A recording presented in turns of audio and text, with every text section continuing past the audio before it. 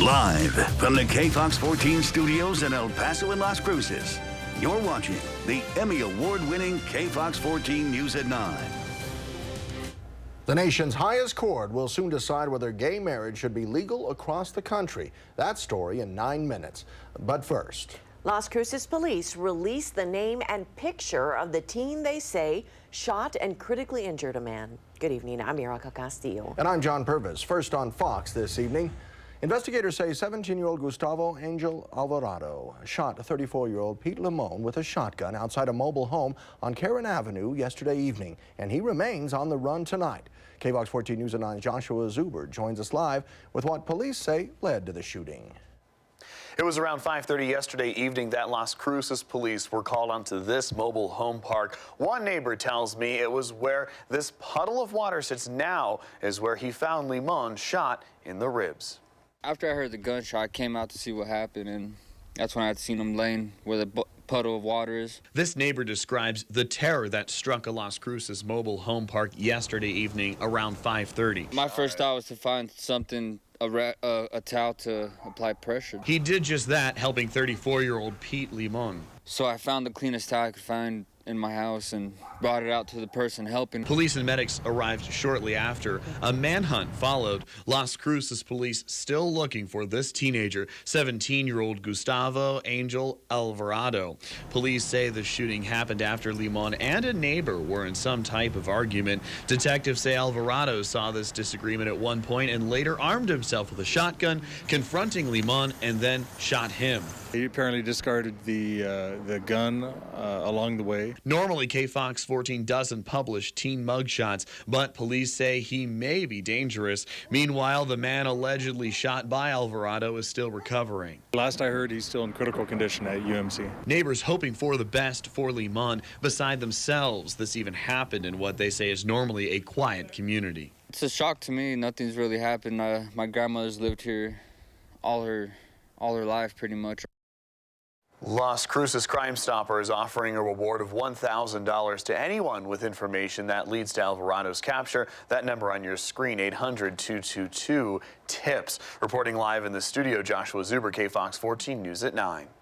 A man accused in connection to the death of his toddler son pleads guilty to lesser charges.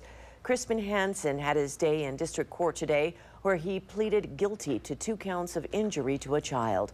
As KFOX 14 previously reported to you, Hansen was charged in July of 2012 for allegedly hitting his son Malachi Cosby in the stomach and leg with an unknown object.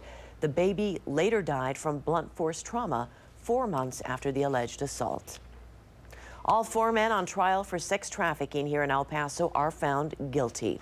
As KFOX 14 first reported to you, the 4 men were on trial accused of running a sex trafficking ring that included underage girls. They were all found guilty this afternoon on various charges. As we reported to you, one of the accused is Tim McCulloch, who played football at UTEP and then went on to become a juvenile probation officer. Dion Lockhart, Richard Gray, Emmanuel Lockhart, and McCulloch are reportedly a part of the Folk Nation gang and forced underage girls to work as prostitutes against their will. Sentencing for them is scheduled in April. El Paso police arrest a man they believe started a fire inside an East Side church. Dane Gordon is charged with arson in connection with the fire at the Assembly of God Church on Turner Road back on November 30th. The fire caused an estimated $200,000 in damage. An elderly woman is in the hospital this evening after being hit by a car. Police say the accident happened on South Oregon and 4th Street in downtown El Paso. A witness tells KFOX 14 the woman was crossing in the crosswalk when a Ford truck hit her. She was taken to a nearby hospital. The extent of her injuries unknown. Las Cruces Crime Stoppers is offering a $1,000 reward for any information on an arson suspect that leads to an arrest. Police say the fire was started on December 20th at about 7 in the morning inside a mobile home on Branding Iron Circle. Officers say they found 2 areas where the fire was started and found that property inside the mobile home was missing. They believe the fire was deliberately set. No injuries were reported and the family was not home at the time of the fire. If you have any information on this incident, you're asked to call Las Cruces Crime Stoppers at 1-800-222-8477. Now a story you'll see only on KFOX 14. The former president of the union that represents local Veterans Affairs workers is accused of stealing thousands of dollars from the union. KFOX 14 News at 9's Genevieve Curtis spoke to the current president and learned how the organization is responding to the loss of nearly $60,000. Needless to say, they were shocked, very upset. The former president of the Union for Local VA Workers, Paul Flores, faces federal charges he stole from his co-workers and union members. We believed in him. We believed in what he was doing. The current president of the union, Miguel Pedrosa, told me Flores resigned in 2013. After that, an audit revealed the missing money. Pedrosa asked Flores for documentation or receipts. He says he never got any. Unfortunately, Mr. Flores was by himself in the union office for approximately 3 years to 4 years before we came on board. The union reported the discrepancy, and the U.S. Department of Labor launched an investigation that went on for about a year and a half before it was presented to the grand jury last month. Flores still works at the VA with the very people he allegedly stole from. I think that was one of the most difficult parts, is watching Mr. Flores walk up and down the hallways in the facility, which he's still there, employed as a member of the VA, and not being able to address what he had done. That's also created some unrest for the more than 350 union members. We're kind of worried about him acting out. Pedrosa tells me most of the money allegedly embezzled by Flores came from members' dues, cheating the union of resources it needed, like training opportunities. So we were behind the knowledge, and of course, when you don't have the knowledge to defend your membership, you're at a disadvantage. I went to Flores' home in northeast El Paso today. He wasn't there, but his wife of 31 years was shocked. She told me this was the first she was hearing of the indictment. I'm trying my best to instill trust that was taken away from them by Mr. Flores to our membership. The unions instituted new policies like a dual check system and present a yearly budget to their members to keep something like this from happening again. It's a shame that he did what he did. I hope in all sincerity that he's embarrassed by it. Genevieve Curtis, KFOX 14, News at 9. So far, we haven't gotten a call back from the public defender representing Flores. Another hearing in the case is scheduled for next month. The VA union also reported Flores to the IRS, seeking a separate investigation into taxes. Army doctors are turning to computers to help protect themselves and their patients from prescription errors and fraud. William Beaumont Army Medical Center recently started a new electronic prescription system. It eliminates the sometimes confusing paper prescriptions of the past and allows medication orders to go directly to the pharmacy. The Army Hospital says this new high-tech system can help keep prescription drugs out of the wrong hands. Once that prescription is sent to that pharmacy, it prevents the patient from having a handwritten prescription, which they could possibly either scan, make a copy of, or find maybe other ways to duplicate or replicate it to get it filled elsewhere. William Beaumont hopes the new system will streamline the filling of prescriptions as well as reduce errors and prescription drug abuse. After more than 2 years, several families of veterans affected by a train accident in Midland are moving forward. As KFOX 14 previously reported to you, 4 people were killed and many others were seriously injured when a veterans parade float was hit by a train in Midland in 2012. 26 of the families have announced they have settled their case with Union Pacific Railroad outside of court. 17 of the remaining families have settled with the other parties, but are still fighting against the freight company involved in the accident. It looks like the U.S. Supreme Court will finally decide whether to legalize gay marriage nationwide. The justices announced today they will rule once and for all whether it is constitutional for same-sex couples to marry. The case will explore 2 questions. 1, does the 14th Amendment require states to allow marriage between 2 people of the same sex? Also, does the 14th Amendment require a state to recognize same-sex marriages that were lawfully licensed and performed out of state? The second question could be particularly important in Texas, a state that does not recognize gay marriages performed out of state. The Supreme Court likely won't take up the case until late April, but already El Pasoans are talking. I don't see us regressing. I see the nation progressing, even though there's still a few squeaky wheels out there. That was the same way that it was for segregation way back in the 50s and 60s. So this is just kind of a new civil rights going on right now. The first legal briefs for the case are due at the end of February. Right now, same-sex marriage is allowed in 36 states and the District of Columbia. A growing number of El Pasoans are getting certified to carry concealed weapons. The Texas Department of Public Safety reports more than 3,000 El Paso County residents got permits last year to carry a concealed handgun. KFOX 14 talked to a retired Army officer who teaches people how to safely use handguns. He says getting a concealed carry license is easier than it used to be, and that's probably the reason for the increase. The number one reason is Texas reduced the number of hours required to get the license. It used to be 10 hours including the range. Now it's 4 to 6 hours plus the range time. So the training requirements, the number of hours have been reduced. Some states like New Mexico don't require a license to openly carry a handgun, and Texas lawmakers are considering a bill that would allow Texans to openly carry guns.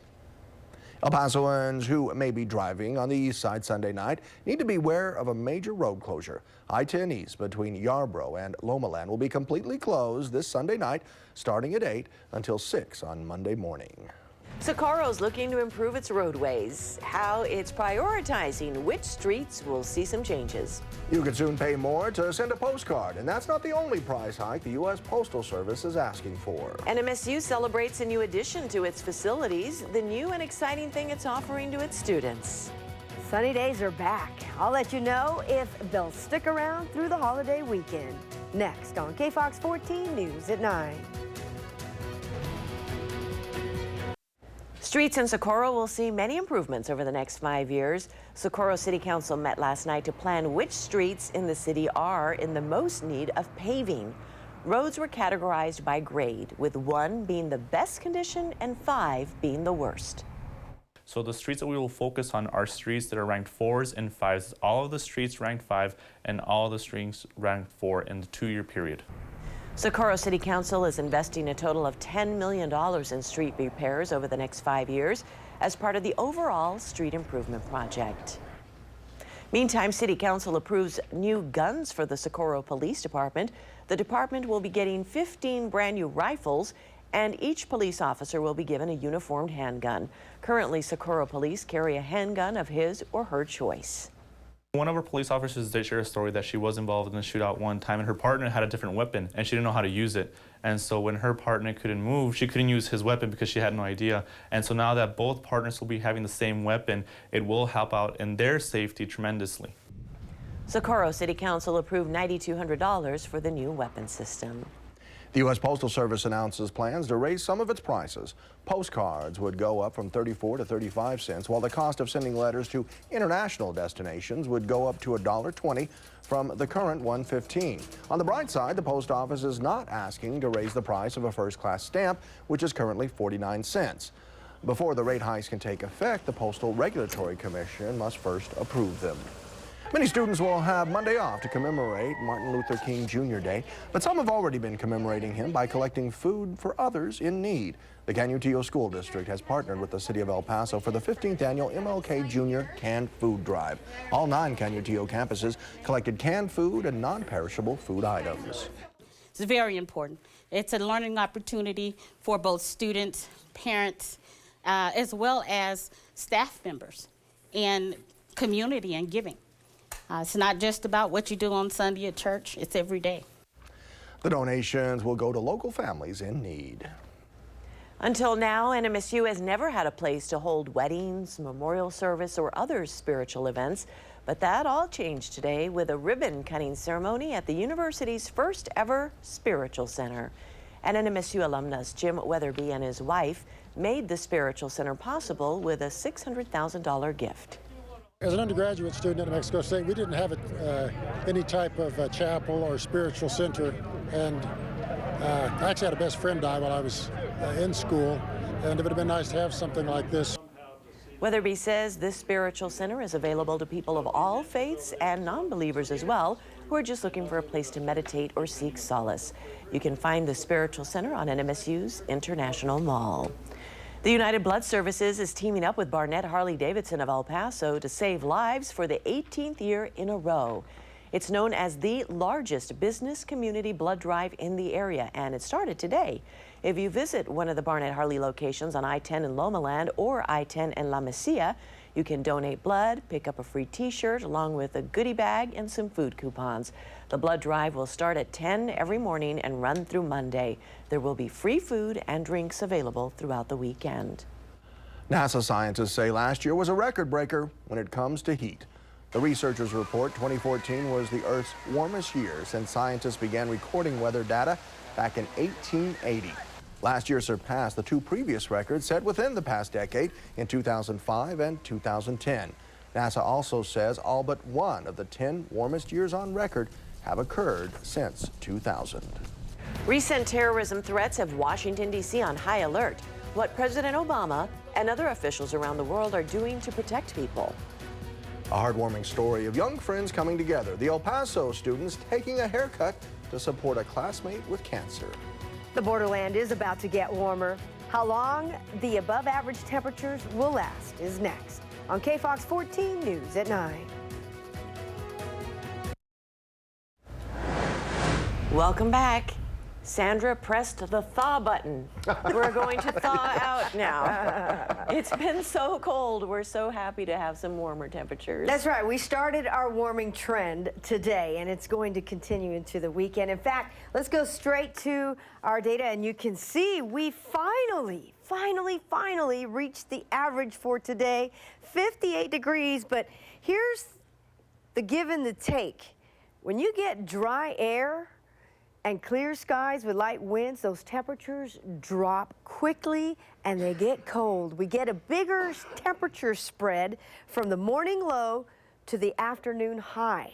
So that's going to be our weather pattern through the weekend. So we're still going to have those very cold nights, but the days will be warming, and they'll warm up quickly too.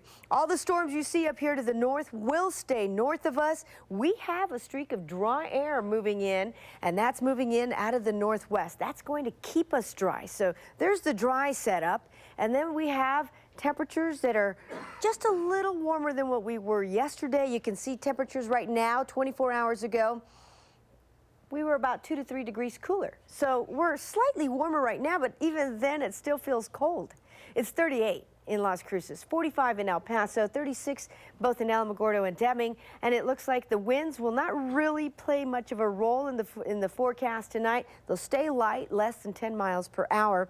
But again, it's this area of high pressure out to the west. That's the system that's allowing winds to circulate around it clockwise. So as a result, we have that northwest flow of wind, and that is a dry air mass. But as we head into the weekend, we're going to see those temperatures warming up a little more each day, and we're back to above average as early as tomorrow, and we're staying there through the weekend and for the first part of the week. Now, as we head closer into Monday and Tuesday, our winds will be more out of the west, and that's going to also help to push in some dry air and warm those temperatures up. So no matter how you see it, we're warming up, we're drying out, and it is going to be a lot nicer to be outdoors. But keep in mind, those nights, they're getting cold quickly. Here's what it looks like for tonight in far east El Paso. Temperatures in the upper 20s to near 30, but highs tomorrow in the lower to mid 60s. So you see that wide range of temperatures from 30s to 60s throughout the overnight into the afternoon hours. So El Paso, tonight your temperature drops to 31 degrees with northwest winds to 5, clear skies, light winds, cold night. I think you get the picture. 28 degrees tonight in the Las Cruces area. And over the next couple of days, the weekend, it's looking great. Now, I don't know about you, but I haven't washed my car in months. And I think I have absolutely no excuse this weekend to not get it washed. So Erica and John, hold me to it, okay? At least I'll have something to do this weekend. Here we go. Temperatures in the lower to mid 60s, overnight lows in the 30s. So the bottom line is warmer days, more sunshine, but we do have another storm system on track, and that arrives next week. Which day it will arrive and the changes it'll bring us, that's in your 5-day forecast with the weekend always in view. A simple slip may have caused a deadly fall. The terrifying accident that killed one woman and seriously injured another.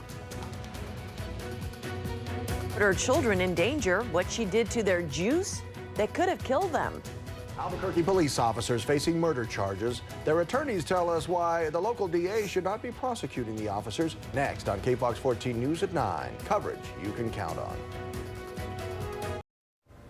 Attorneys for 2 Albuquerque police officers accused of murder want the local district attorney off their case. The officers are charged with murder for killing a homeless man last March in the foothills of the Sandia Mountains.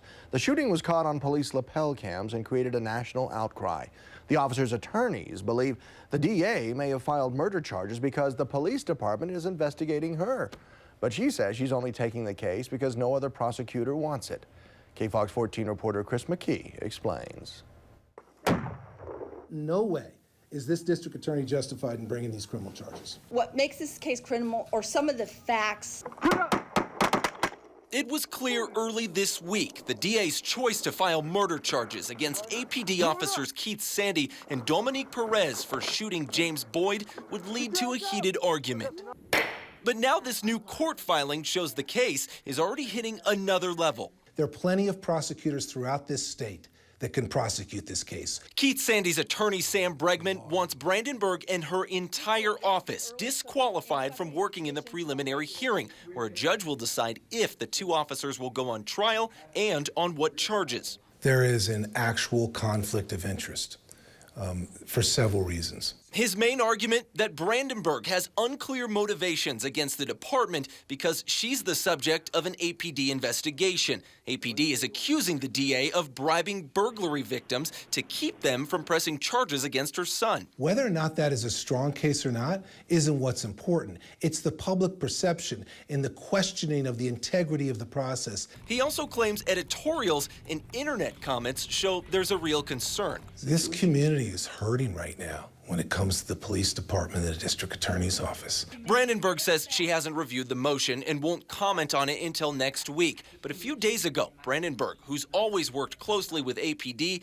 said she'd rather not be in the position to decide on charges in police shootings, but said DAs in other counties aren't interested in taking over that duty. They didn't want to expend their time and their efforts when they could be better spent dealing with their own personal issues. Brandenburg believes still there's no conflict of interest. It's just real easy when you try to do the right thing for the right reason. It's just real easy. That was Chris McKee reporting. The city of Albuquerque told the DA's office it is no longer welcome at briefings that follow police shootings, saying it's a conflict of interest now that the DA is charging officers.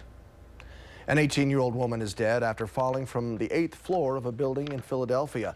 Police believe she was sitting on a ledge, possibly taking pictures, when she apparently slipped while trying to get back inside. She was visiting 2 friends in the dorm rooms of the Art Institute of Philadelphia when she fell and hit a woman who was walking on the street below. The 44-year-old female, she was conscious, she was talking, she was very upset, and she was complaining of pain. Police say right now there is no evidence to suggest foul play or suicide, but they are questioning the 2 male students who were with the woman who fell. The 44-year-old pedestrian who was hit is expected to survive. Investigators in Illinois believe a woman tried to poison her own children. Police have charged the woman with attempted murder.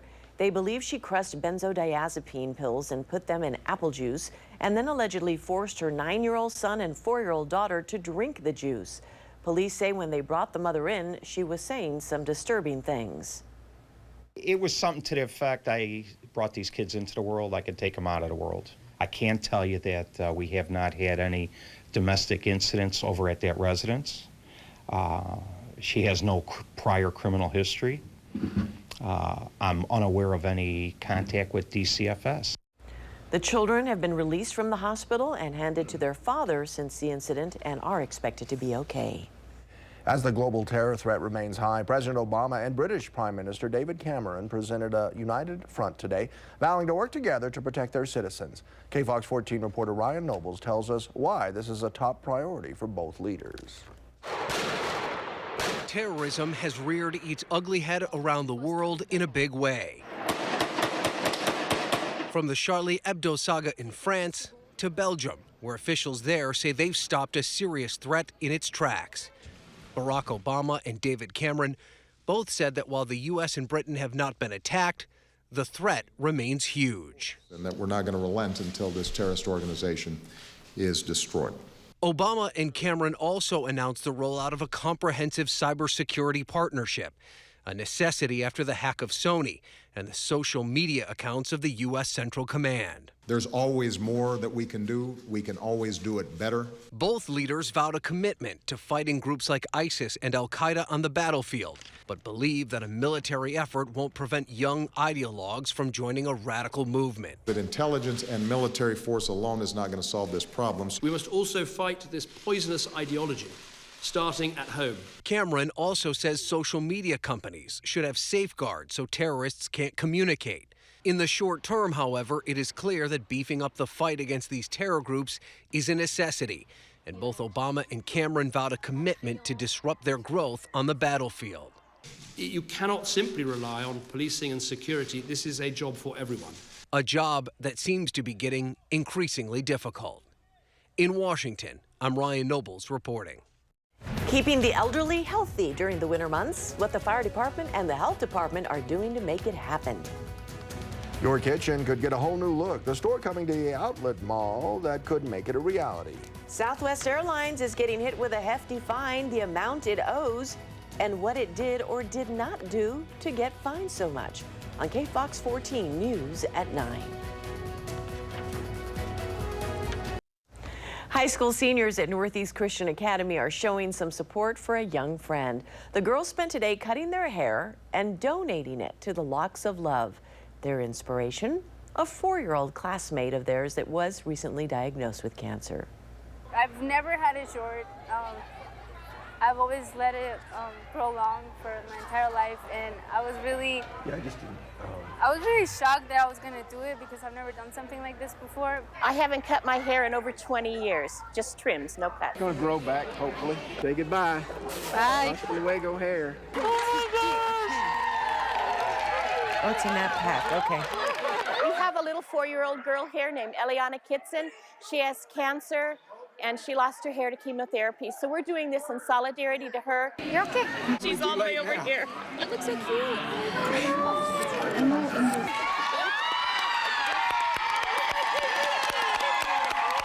To me, it is just hair, but for someone that has cancer, it would mean like the world to them because they would like wouldn't have that opportunity to have their own hair. So having someone else's hair, it would be like awesome. Won't have to use any conditioner. Almost there. Eliana needs it, and there's so many children who really need to have hair, and it gives them their childhood back. They get to just be kids again. Stay strong, Eliana! That video report from our photographer, Joe Nahida. And new at 9, New Mexico officials speak on the importance of preparing students for college and 21st century careers. The Health Sciences Academy hosted its first health career forum. New Mexico Economic Development Cabinet Secretary John Varela spoke to students and teachers about enhancing the collaboration between the health industry, educational institutes, and the business community. According to Mr. Varela's presentation, the healthcare profession is the fastest growing and offers the most jobs. And what we would like to do here at our school is promote that fact and encourage our students to become part of that field. Students were also introduced to some other studies in the health profession, such as medical robotics, biotechnical engineering, and biomedical research. The El Paso Fire Department and Public Health Department want to keep you healthy through the winter months. Both departments have announced the January dates for free medical services for local senior citizens. The program is called Vaccinations for Health, and it provides free flu and pneumonia vaccines along with blood pressure and glucose screenings.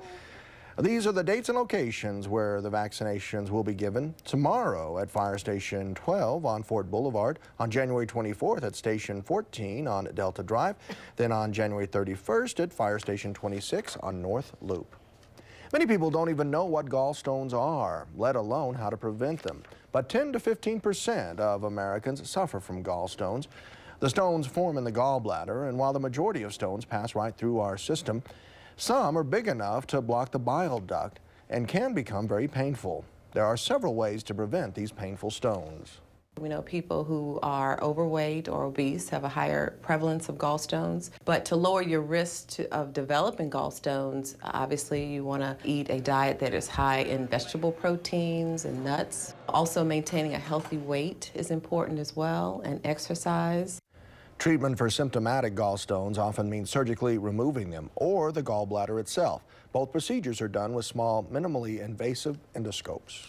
Well, by now we've all gotten pretty familiar with those self-serve yogurt places. What about self-serve alcohol? The locations where you can help yourself to an ice-cold beer. Some Green Bay Packer fans are replacing their cheese heads with a new kind of headgear. The new look that's raising awareness and money for cancer research. In your Consumer Watch, you're looking for a job online, and the next thing you know, postal inspectors are knocking on your door. How that can happen and what you can do to avoid ending up in serious trouble. Well, I had just answered an online ad for mystery shoppers. Sounded like a good deal, no experience required, and Susan would be paid for shopping. Within days, she received an envelope with a shopping survey, checks, and instructions.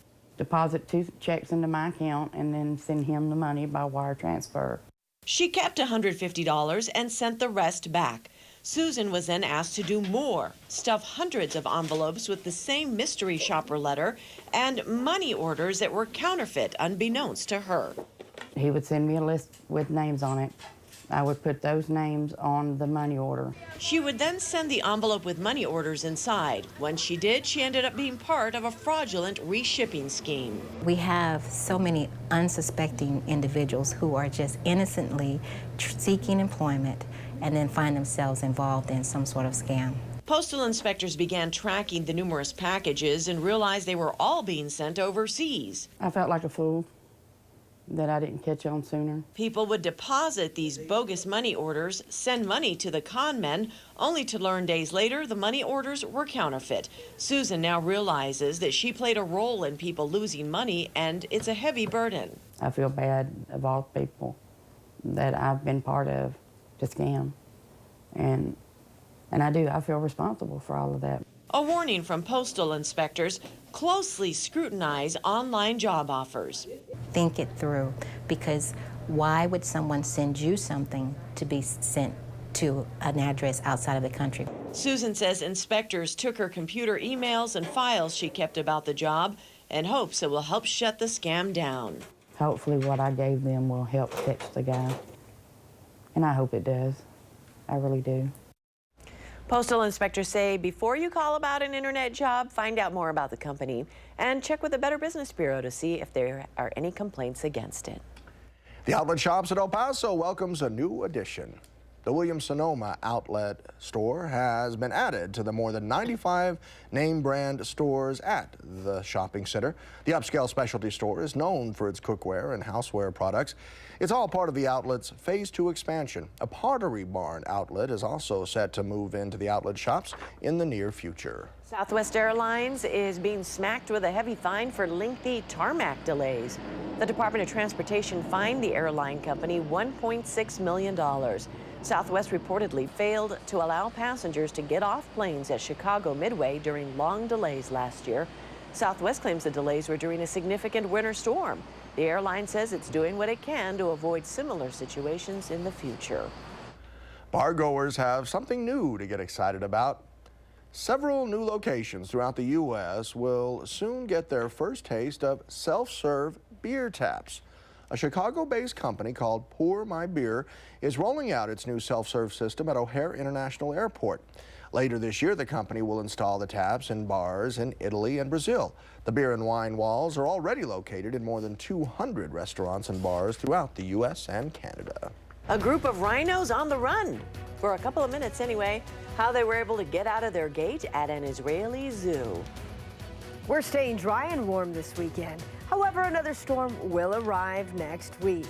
The changes it will bring are in your 5-day forecast, with the weekend always in view, coming up on KFOX 14 News at 9. If you have a news story, call the KFOX 14 News hotline at 845-KFOX. Or in New Mexico, call 575-524-1414. Cyclists from across the borderland ride their way to better literacy.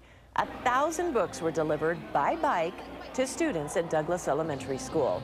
More than 50 cyclists from the nonprofit group Ride for Reading made it possible. The organization is committed to helping children in low-income communities learn to read and live a healthy lifestyle. The children from schools like this may not have access to things like iPhones and tablets and that kind of thing, so we're not as necessarily worried about that. But what we really want to do is bring the awareness that being active, going outside and playing it's important and it's fun, and that reading as well can be really fun. This is the second year Ride for Reading delivered books in El Paso. The group donated more than 60,000 books nationally during National Ride for Reading Week. Some Packers fans are ditching their cheese heads for a new kind of headgear. It's called Chedlock, and it's raising awareness for a good cause. A Packers fan invented the Chedlocks in honor of Packers running back Eddie Lacy, who wears his hair in dreadlocks. The feedback was always good. People always thought it was cool and clever. But once I was on Monday Night Football on ESPN against the Falcons this year, my phone started lighting up during the game. Each Chedlock cell goes toward benefiting cancer research. 3 rhinos in Israel make a break for it when a zoo worker leaves their gate open. According to the park, the 3 rhinos escaped while the guard was sleeping. You can see video of the rhinos rushing out of the exit while a worker tries to run after them. The rhinos were able to make it all the way to the parking lot before workers managed to get them back inside. Officials say the guard who fell asleep on the job has since been fired. I wonder if he thought what he would do once he caught up to him, you know. Yeah, what do you do with 3 rhinos? Them. They're so cool, though. I love rhinos. Here's Sandra with your 5-day forecast of the weekend, always in view. All right, well, for us, we're talking about temperatures finally returning to above average. If you're a fan of the warmer weather, I've got it right here. Look for those temperatures to return 5 to 7 degrees above average through Monday. We cool down by the middle of the week with yet our next storm system moving in, and that means the return of clouds, the return of cooler air, and even a chance for some showers. Meanwhile, those overnight temperatures should remain in the 30s. And now you can carry our forecast with you at any time on your smartphone or even your tablet by downloading our KFOX Severe Weather app. You'll find that at the Apple Store or Google Play. We have an update on tonight's top stories next on KFOX 14 News at 9. The U.S. Supreme Court says it's ready to rule once and for all on the constitutionality of same-sex marriage.